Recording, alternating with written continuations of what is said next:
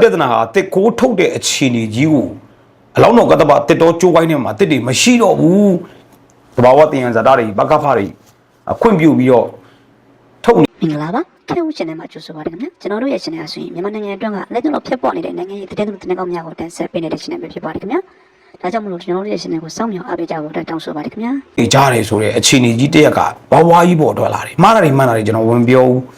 အခြေအနေကိုတုံးတက်ဖို့ပြောပြတာအဲ့တော့ညီညွတ်ရေးပျက်စီးနေတယ်လို့ကျွန်တော်တို့တဲ့ရှုမြင်လို့ရပြီဟုတ်ပြီညီညွတ်ရေးပျက်စီးနေတဲ့တော်လန်ရေးဒီတော်လန်ရေးမှာဒီတော်လန်ရေးကိုဘာလို့တော်လန်တာလဲဒီကိစ္စတွေကျွန်တော်ဒီညဆွေးနွေးကြမယ်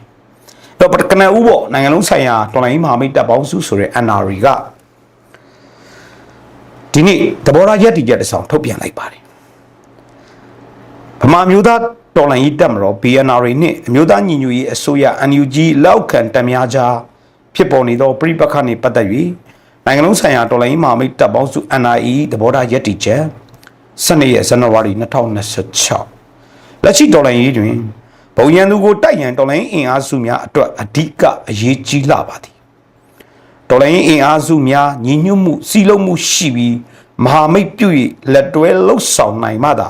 အောင်မြင်မှုများကိုရရှိနိုင်မည်ဖြစ်ပါသည်တိုင်းပြည်အတွက်ယခုကဲ့သို့အရေးကြီးသောအချိန်ကာလတွင်ဘုံရန်သူစက္ကမကိုတိုက်ပြီးအစားအချင်းချင်းပြည်လေညှိနှိုင်းမှုများမလုပ်ဘဲ BNRA အဖွဲ့ကဲ့သို့သောဒေသဆိုင်ရာတော်လှန်ရေးတပ်ဖွဲ့များအားပြစ်မှတ်ထား၍တိုက်ခိုက်ခြင်းသည်တော်လှန်ရေးအတွက်ဆုံးရှုံးမှုဖြစ်ပြီးအလွန်ပင်စိုးရိမ်ရသည့်အခြေအနေဖြစ်ပါသည်တော်လှန်ရေးအတွက်အရေးကြီးဆုံးအချိန်ကာလတွင်ညီညွတ်ရေးပူးပေါင်းဆောင်ရွက်ရေးသည်အသက်တမျှအရေးကြီးပါသည်အင်အားနည်းသောဒေသဆိုင်ရာကာကွယ်ရေးတပ်များအင်အားကြီးသောအဖွဲ့များကနိုင်ငံရေးစီရေးဗန္ဒာရေးအရာအနိုင်ကျင့်သောလုပ်ရများသည်ပြည်သူလူသားသောတော်လှန်ရေးအောင်နိုင်ရေးအောင်မြင်ရေးကိုထိခိုက်သောကြောင့်ပြင်းထန်စွာရှုတ်ချပါသည်လက်ရှိဖြစ်ပေါ်နေသောအဖြစ်အပျက်များပြဿနာများတော်လှန်ရေးအင်အားစုများကြားနောက်ပေသောအခါမှာမဖြစ်ပျော်စေရန်အားလုံးတတိထားဆင်ခြင်လှုပ်ဆောင်ရန်အထူးမေတ္တာရက်ခံတိုက်တွန်းပါသည်အခြားတော်လှန်ရေးအဖွဲ့အစည်းများကလည်းလက်ရှိဖြစ်ပေါ်နေသောပြည်ပခါများပြည်လဲစေရန်တိုင်းပြည်အကျိုးပြည်သူအကျိုးတော်လှန်ရေးအကျိုးကိုမျှော်ကိုးပြီးဂျားဝင်ညှိနှိုင်းဆောင်ရွက်ပေးရန်အလေးနက်ထားတိုက်တွန်းပါသည်NRA ရဲ့သဘောထားရပ်တည်ကြေညာချက်ဖြစ်ပါတယ်ထို့အတူပဲလက်ရှိဘုံနဂါလိုဒေသဆိုင်ရာတော်လှန်ရေးတပ်ကိုဒေသဆိုင်ရာအဆင့်ဆင့်သောကိုကဲမှုများနဲ့ဆောင်ရွက်နေတဲ့ခရိုင်ပကဖတို့အစရှိတဲ့ပကဖတိုက်ရင်တပ်ဖွဲ့တွေကစီးပနာရေးနိုင်ငံရေးအနိုင်ကျင့်မှုတွေကိုမလုံဆောင်ဖို့လဲတိုင်းသားအရာဟိုတပ်ဖွဲ့များနဲ့အခြားတော်လှန်ရေးတပ်ဖွဲ့များကညှိနှိုင်းဆောင်ရွက်ဖို့လိုအပ်ပါတယ်။ဘာကြောင့်လဲဆိုတော့တော်လှန်ရေးတရက်ဆိုတာဟာဖိနှိပ်ခံရလို့တော်လှန်ရေးဆင်နွှဲကြတာဖြစ်ပါတယ်။အဲ့တော့ဖိနှိပ်ခံရတယ်ဆိုတဲ့နေရာမှာဘယ်သူတွေကဖိနှိပ်ထားလဲဆိုတော့ဖိနှိပ်သူဆိုတဲ့သူတွေဟာများသောအားဖြင့်အုပ်ချုပ်သူတွေဖြစ်ပါတယ်။အစိုးရတို့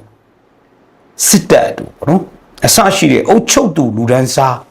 အဆက်ဟာအများပြည်သူလူထုအပေါ်ကိုဖိနှိပ်ကြပါတယ်အနိုင်ကျင့်ကြပါတယ်မတရားလုပ်ကြပါတယ်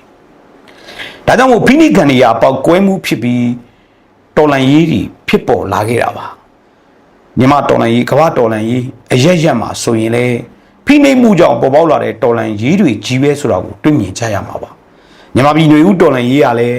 မတရားမှုနဲ့လက်နက်အားကိုအနိုင်ကျင့်ဖိနှိပ်မှုကိုတော်လှန်သောတော်လှန်ရေးတရက်အဖြစ်မြန်မာຫນွေဦးတော်လှန်ရေးဟာပေါက်ဖွာလာတာဖြစ်ပါတယ်အဲ့တော့မြန်မာຫນွေဦးတော်လှန်ရေးထဲမှာထပ်ပြီးအုပ်ချုပ်သူ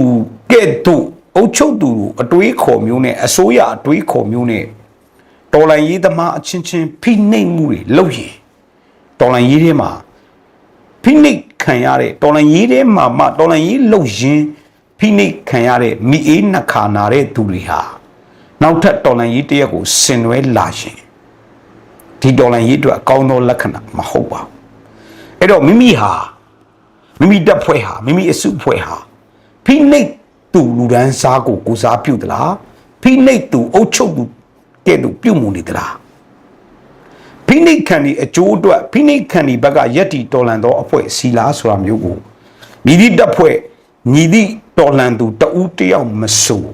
စဉ်းစားကြရမှာဖြစ်ပါတယ်တော်လန်ကြီးမှာအခြေအနေနှစ်ခုပဲရှိပါတယ်ဖိနှိပ်သူနဲ့ဖိနှိပ်ခံရသူကိုကဘယ်ဘက်မှာပါနေလဲဒီအခြေအနေတွေဟာဖိနှိပ်သူနဲ့ဖိနှိပ်ခံရသူဘသူတွေကဖိနှိပ်ပြီးဘသူတွေကဖိနှိပ်ခံနေရလဲမာချင်းမန်မင်းကိုဒုတိယအဆင့်ထားကိုကအုပ်ချုပ်သူလူဒန်းစားနေရာမှာရောက်နေလားအုပ်ချုပ်သူတွေကများသောအားဖြင့်မိမိရဲ့ဩဇာအာဏာတက်ရောက်နိုင်ရေးအတွက်နီလန်းပေါင်းစုံသုံးပြီးလူမြင်ကောင်းပါမတနခါလိမ့်ထားပေမဲ့ဖင်မာသေးချောင်းကဲ့သို့လူအားငွေအားသတင်းမီဒီယာအားနဲ့အမျိုးစုံလှည့်ပြားပြီးဖိနှိပ်လိရှိပါတယ်ဒါအုပ်ချုပ်သူလူဒန်းစားအဆက်ဆက်ဆောင်ရွက်ခဲ့တဲ့နီးနာပုံသဏ္ဍာန်ဖြစ်ပါတယ်အဲ့တော့လက်ရှိဖြစ်ပေါ်နေတဲ့အခြေအနေတွေကိုကိုယ်ပဲဘက်မှာရောက်နေတယ်ဒီနေရာမှာတစ်ခုထပ်ပြီးတော့မနေ့ကကျွန်တော်ကိုစာပို့လာတဲ့ညီငယ်လေးတယောက်ပေါ့အန်ယူဂျီကိုမချက်ပြင်မဲ့ကျွန်တော်တို့အသက်တွေကိုကူပေးပါဆိုတော့စာသွားလာရကြည့်ရင်အန်ယူဂျီအမိုဒီလက်အောက်မှာအမှုထမ်းနေရတဲ့ရဲဘော်တယောက်ဖြစ်နိုင်ပါတယ်အဲ့တော့ပြည်သူ့ကာကွယ်ရေးတပ်မတော်ဆိုတဲ့ PDF တွေ PDF တပ်တွေတပ်ရင်းတွေတပ်ဖွဲ့တွေပေါ့နော်အစရှိတဲ့တပ်တွေအဲမှာအမှုထမ်းနေတဲ့အန်ယူဂျီအမိုဒီလက်အောက်ကရဲဘော်တွေညီလေးတို့အကိုတို့နောင်တော်တို့စဉ်းစားရမှာကငါညီတို့ငါအကိုတို့ငါရဲဘော်တို့တော်လန်နေခြင်းဟာဖိနှိပ်သူကိုအကျိုးပြုဖို့လက်နက်ကင်တိုက်ပွဲဆင်နွှဲပြီးတော်လန်ကြီးလုံနေတာလားဖိနှိပ်သူတွေဘက်ကရက်တီလုံနေတာလားဖိနှိပ်ခံတွေဘက်ကရက်တီလုံနေတာလားဖိနှိပ်ခံဆိုတာကဖိနှိပ်ခံအနိုင်ကျင့်ခံမတရားခံအဲ့ဒီမှာပြည်သူကောနော်ဝိုင်းအုံဖွဲ့ပြီးတော့ဒီ Facebook စာမျက်နှာပေါ်မှာအုံဖွဲ့ပြီးဗလိန်ခံရတဲ့လူသားမျိုးလေဖိနှိပ်ခံလို့ခေါ်တယ်ဖိနှိပ်မှုကအမျိုးမျိုးရှိတယ်အဲ့တော့ကိုရက်တီလောက်ကင်နေတဲ့အလုပ်တွေကိုကင်ထားတဲ့တနတ်တွေကိုစားတဲ့ထမင်းတွေကိုရဲ့တရင်တက်ဖွဲ့တွေဟာဖိနှိပ်သူကိုစားပြုတ်ပြီးဆောင်ရွက်နေတဲ့ဖိနှိပ်သူအကျိုးကျေးဇူးဖြစ်ပေါ်ဖို့ဆောင်ရွက်နေတဲ့တပ်မျိုးဆိုရင်တော့ဒီလိုဆင်နွှဲနေတာတော်လန်ရေးလို့မခေါ်ထိုက်တော့ပါလူဒန်းစားအုပ်ချုပ်သူဖိနှိပ်သူလူတစုအတွက်အကျိုးပြုနေတဲ့လက်နက်ကင်တက်ပဲရဲဘော်တယောက်ပဲဖြစ်ပါတယ်အဲ့တော့တော်လန်နေတဲ့အမိုဒီအောက်ကပဲဖြစ်ဖြစ်အမိုဒီမအောက်ကပဲဖြစ်ဖြစ်အန်ယူဂျီအောက်ကပဲဖြစ်ဖြစ်မြည်သည့်လူကိုမဆိုတရန်စားတဲ့လေးစားတန်ဖိုးထားအတိမတ်ပြုပါတယ်ဒါပေမဲ့ကိုရက်တည်တဲ့အဖွဲ့အစည်းကိုလောက်ကင်တဲ့ဆောင်ရွက်ချက်တွေကိုပါဝင်နေတဲ့အဖွဲ့အစည်းဟာတိုင်းပြည်နဲ့လူလူတော်လိုင်းအင်အားစုကိုအကျိုးမပြုပဲတော်လိုင်းအင်အားစုအချင်းချင်းဖိနှိပ်သူအဖြစ်ရက်တည်နေမယ်ဆိုရင်တော့ဒါဟာတော်လန်ကြီးလို့မခေါ်ထိုက်ပါအဲ့တော့ဒီနေရာမှာလက်ရှိဖြစ်ပေါ်နေတဲ့ပြိပက္ခအခြေအနေတွေဒီတက်ကြီးထွားမလာအောင်အကြံပြုချက်၃ချက်လောက်တင်ပြပါရစေ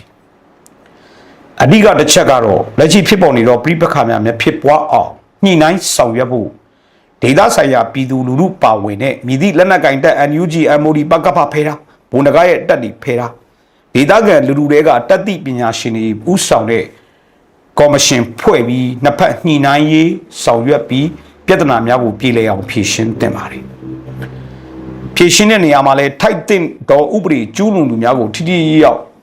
ဥပဒေရအပြစ်ပေးဖို့မြည်သည့်လက်နက်ကင်တပ်များမှဆွတ်ဖက်မှုမရှိတဲ့ဒေသဆိုင်ရာပြည်သူတပ်တိပညာရှင်များဥဆောင်တဲ့ညှိနှိုင်းရေးကော်မတီက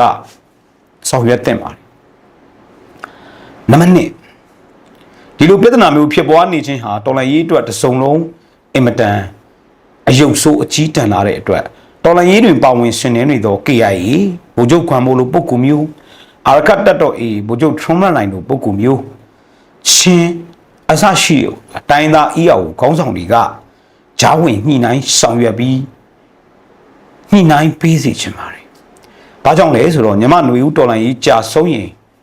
တိုင်းသားတွေရဲ့တော်လှန်ရေးကလည်းကျွဲကူးရီပါအင်အားကောင်းမှာမဟုတ်ဘူးလို့တိုင်းသားတွေရဲ့တော်လှန်ရေးကြီးဆင်နွှဲနေခြင်း အင်အားကောင်းခြင်းဟာလေညီမຫນွေဦးတော်လှန်ရေးပေါ်တိုက်ရိုက်တိုက်ရမှုအမြန်အပြန်အလှန်မိခိုအကျိုးပြုမှုရှိနေတာကိုလက်တွေ့အားလုံးသိမြင်ပြီးဖြစ်ပါတယ်နောက်ဆုံးတစ်ချက်ကတော့အဓိကတာဝန်ရှိသူပြဿနာများကိုနှစ်ဖက်ဆောင်ရွက်ပြဿနာများအပေါ်မှာအဓိကတာဝန်ရှိတဲ့ NUG အစိုးရနဲ့ဗိုလ်နဂါးရဲ့ PNR ရဲ့တပ်ဆိုင်ရာတပ်မှုစစ်မှုဘိုးကော်မတီအစရှိတဲ့ပုံကိုယ်တွေကတွေးဆုံညှိနှိုင်းအဖြေရှာမှုပုံစံပါပဲဒီအခြေအနေ၃ရက်ကိုမလုပ်ဘူးမလုပ်ကြဘူးမလုပ်ဘူးကွာငါနဲ့မဆိုင်ဘူးကွာမလုပ်ဘူးကွာရငါလုပ်တာဘာဖြစ်တယ်ညာဖြစ်တယ်ဆိုရင်တော့ကျွန်တော်တို့ဆင်နွှဲနေတဲ့တော်လှန်ရေးဟာဖိနှိပ်သူတွေမှဖိနှိပ်ခံရလို့ပေါက်ဖွာလာပြီးတခါလားဖိနှိပ်ခံရတဲ့သူတွေထဲမှာထပ်ပြီးဖိနှိပ်သူတူထပ်ပေါ်လာပြီးတော်လှန်ရေးတွေကတော်လှန်ရေးတွေတော်လှန်ရေးရဲ့ညီညွတ်ရေးပြက်ပြားမှုတွေနဲ့အောင်မြင်မှုနဲ့အလံဝေးသွားနိုင်ပါတယ်အဲ့တော့ကျွန်တော်တို့နိုင်ငံဟာလက်ရှိအခြေအနေမှာလက်ရှိအခြေအနေလေးပြောပြအောင်သမ္မတက၄ယောက်ရှိပါတယ်သမ္မတ၄ယောက်ကိုတေကိုခွဲကြည့်လိုက်ရင် NLD အစိုးရနော်လက်ရှိစစ်တပ်ကဖမ်းထားတဲ့သမ္မတကြီးဦးဝင်းမြင့်သူကတော့စစ်တပ်ကဖမ်းထားတယ်နောက်တစ်ယောက်က NUG သမ္မတယာယီသမ္မတလို့ခေါ်တဲ့ဒူဝါလက်ရှိလာနောက်တစ်ယောက်ကကျွန်တော်တို့သူ့ကိုယ်သူခန့်တဲ့သမ္မတယူမင်းအောင်လိုက်နောက်တစ်ယောက်ကကျွန်တော်တို့လက်ရှိမကြခင်ကမှကော်တူးလီနိုင်ငံထူထောင်လိုက်တဲ့ကော်တူးလီသမ္မတဗိုလ်ချုပ်နေတာမြတ်ကျင်းတဲ့ဆရာမကောင်းဘူးလားသမ္မတ၄ယောက်နဲ့အတူကျွန်တော်ပထမပြောသလိုတရုတ်ပြည်သူသမ္မတနိုင်ငံဆိုတာမျိုးတော့သမ္မတ၄ယောက်ရဲ့လုံနိုင်စွမ်းနဲ့အစွမ်းအစဩဇာတက်ရောက်မှုတွေကိုတစ်ခုချင်းခွဲချမ်းစိတ်ဖြာကြည့်အောင်ပထမသမ္မတဦးဝင်းမြင့်ကတော့ထောင်ထဲထည့်တာတော့ဘာမှမလုပ်နိုင်ဘူးအဖမ်းခံထားရတာ哦မတရားအဖမ်းခံထားရတာ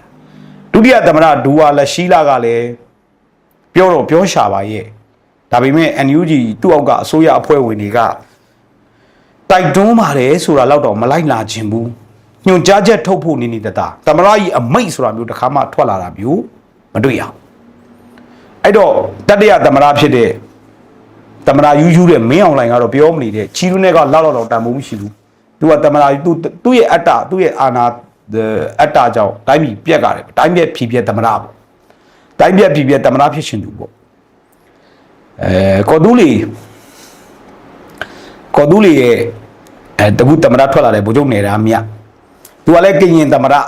ကော်တူးလီနိုင်ငံရဲ့သမ္မတဆိုတော့သူ့အကန့်အသတ်ကတော့ကရင်ပြည်နယ်တစ်စိတ်တစ်ပိုင်းမှာပဲရှိမယ်ဆိုတော့အဲ့ဒီမှာနောက်ဆက်တွဲပါလာတာတရုတ်ပြည်သူသမ္မတမြန်မာနိုင်ငံတော်ဆိုတော့တရုတ်ဟာလက်ရှိစစ်တပ်ကိုကျိုးဆွဲပြီးတော့တိုင်းပြည်ကိုနီးပေါင်းစုံနဲ့ထိန်းချုပ်နိုင်ဖို့အတွက်အဆင့်ပေါင်းမြောင်များစွာနဲ့လုပ်နေတယ်ခင်ဗျားတို့ပို့တော့မလုပ်ကြနဲ့တော့တရုတ်ကျွန်ဖြစ်မယ်လို့ခဏခဏပြောနေတာအလကားပြောနေတာမဟုတ်နံပါတ်1ဘော်ရာလိုင်းတွေမှာသူ့ရဲ့ကျိုးဆွဲရကမဲ့လက်နက်ကင်တက်တီဖြစ်တဲ့ဝါတို့ MNDAA တို့ TNL တို့ကိုတရုတ်နယ်စပ်တွေမှာထိန်းထားတယ်ဝါဆိုရင်မကြခင်ပြည်နယ်ပေးရမယ်တိုင်းပြည်တပြည်တော်ထူထောင်နိုင်မဲ့အလားအလာရှိနေပြီထူထောင်နိုင်အောင်လည်းလုပ်ပေးထားတယ်ဗမာစစ်တပ်၄တန်းတော်မဟာရေဘူး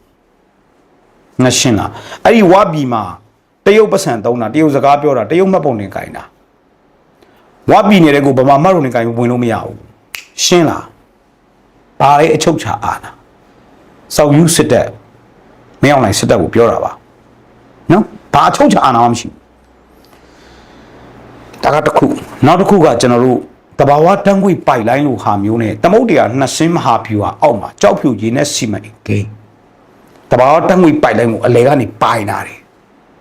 တရုတ်စီးပွားရေးတွေမန္တလေးရန်ကုန်အစရှိတဲ့နေရာတွေမှာအခြေချမြုပ်နှံတာတယ်ကြားဖြတ်လို့ငွေမဲနေတဲ့အိမ်ချန်ကိုဈေးကွက်နဲ့ရွှေဈေးကွက်ကိုကောင်းကောင်းကြိုင်ကစားနေတယ်မနစ်ချက်နံပါတ်3အင်အားဩဇာပါဝါနဲ့စီးပွားရေးအင်ပါယာချက်ထွင်ပြီးတော့လုပ်ငန်းပေါင်းများစွာကုမ္ပဏီပေါင်းများစွာနဲ့ညီမပြည်ဈေးကွက်တစ်ခုလုံးကိုစေလိုရာစေတွားလို့ရသွားတက်ချင်တက်ကြချင်ကြလုံနိုင်စွမ်းရယူထားတယ်ရှင်းတယ်နော် သမလာက၄ယောက်ရှိတယ်တိုင်းပြည်ကိုတကယ်ထိတ်ချုပ်နေတာကတရုတ်ရှိတဲ့စစ်တပ်ကလည်းကိုပြည်သူအချင်းချင်းတက်ပြီးတရုတ်ကြုံခံဖို့တရုတ်ဖက်ပြေးရပြီးတရုတ်ကိုဖင်ကုန်းနေတဲ့ကောင်းဒီအချင်းတွေကိုတွေးမပူပဲTikTok တခွင် Facebook တခွင်မှာစမ်းရည်မူဇက်ပွဲနဲ့အောင်စမှုဇက်ပွဲအောက်မှာပျော်ရွှင်နေတဲ့ညီမပြည်သူတွေဟာကြုံဖြစ်ဖို့အစဉ်သစ်ဖြစ်နေပြီလားကြုံဖြစ်ဖို့အစဉ်သစ်ဖြစ်နေပြီလားကိုပြည်တယ်ကိုနိုင်ငံနဲ့နေပြီးကိုကြုံဖြစ်ရတာတမျိုးအိန္ဒိယထိုင်းနိုင်ငံလာအိုနိုင်ငံဘရူနိုင်းအစရှိတယ်ပေါ့ဗျာနိုင်ငံပေါင်းစုံကိုထွက်ပြီးကျွန်သွားခံရတာကတမျိုးကျွန်တော်မဟုတ်ဘူးတပေါက်ဘဝနဲ့ကျွန်ဆုတ်တဲ့တရက်စီးတော့မပြောင်ပြောင်တဲ့အခြေအနေအောက်မှာကျင်းနေကြပြီလားဒီဗီဒီယိုကိုမြန်မာပြည်သူအားလုံးကိုပြောဆိုခြင်းဖြစ်ပါတယ်တွေးပါခင်ဗျားတို့တွေးပါကျွန်တော်တို့တော်လန်ရေးတို့ငါတို့တော်လန်ရေးတို့သူတို့တော်လန်ရေးတို့သူတို့အစိုးရတို့ငါတို့အစိုးရတို့ဖယ်ထားလိုက်ပါတွေးပါနောက်တစ်ချက်ကတော်လန်နေပါတယ်ဆိုတဲ့သူတွေတူးချင်းတွေးရမှာကဖိနှိပ်သူ့ကိုစားပြုတော်လန်တာလားဖိနှိပ်ခံရတဲ့ဘက်ကရက်တီတော်လန်ရတာလားဒီနှစ်ချက်ပဲဒီစကားဟာအခြားသော PDF တွေအခြားသောတော်လှန်ရေးတပ်ဖွဲ့တွေ NUG MOD အောက်ကတွေမအောက်ကတွေအကုန်လုံးသောရဲဘော်မိတ်ဆွေများကိုညီငယ်များကိုလေးစားပန်ကြားခြင်းဖြစ်ပါတယ်တော်လှန်ရေးဟာဖိနှိပ်လို့မတရားလို့တော်လှန်တာဖြစ်တယ်ကိုရက်ဒီကိုစားပြုနေတဲ့အဖွဲ့အစည်းဟာဖိနှိပ်သူဖြစ်ပြီးအခြားသောတော်လှန်ရေးအင်အားစုနဲ့ပြည်သူလူထုတွေကိုဖိနှိပ်နေပြီးတကာလမတရားလုပ်နေတယ်ဆိုရင်ဒါတော်လှန်ရေးမဟုတ်တော့ဘူးဆိုတာကိုအုပ်ချုပ်သူလူတန်းစား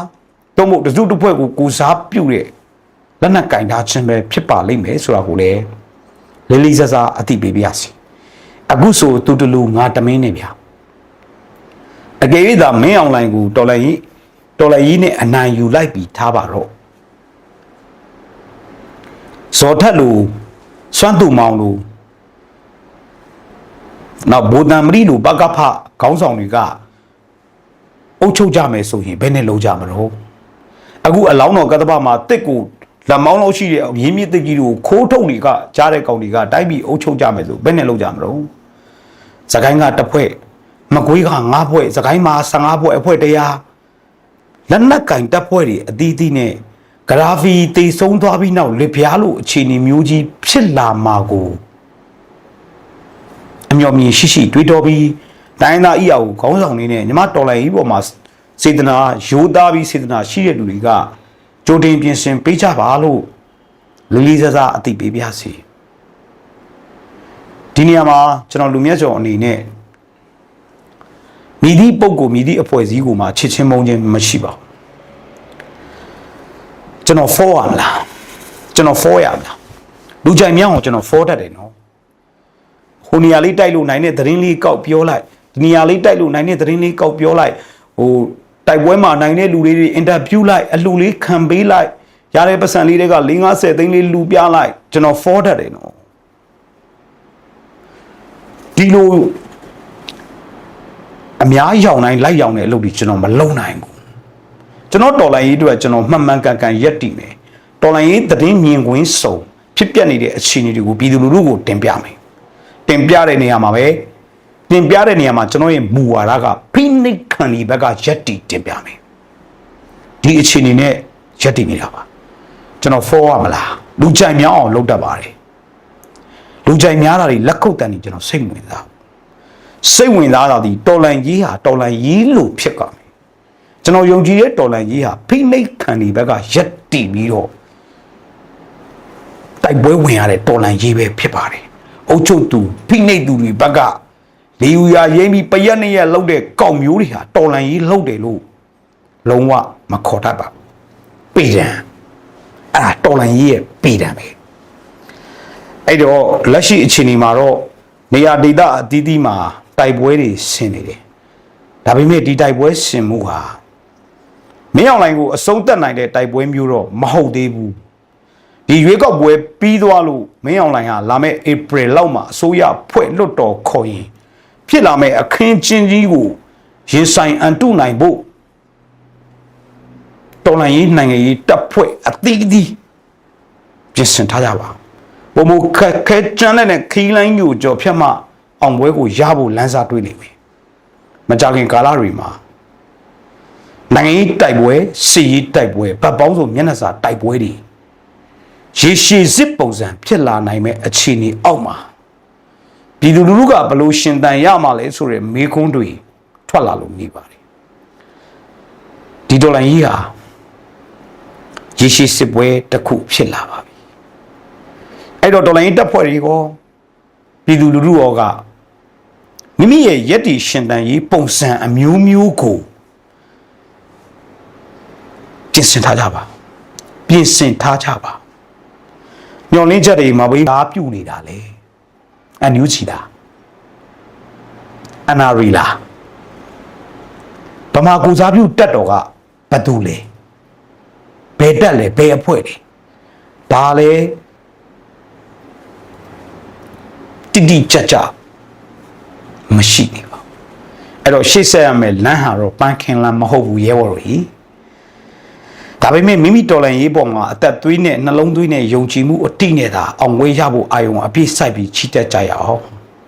အားလုံးကို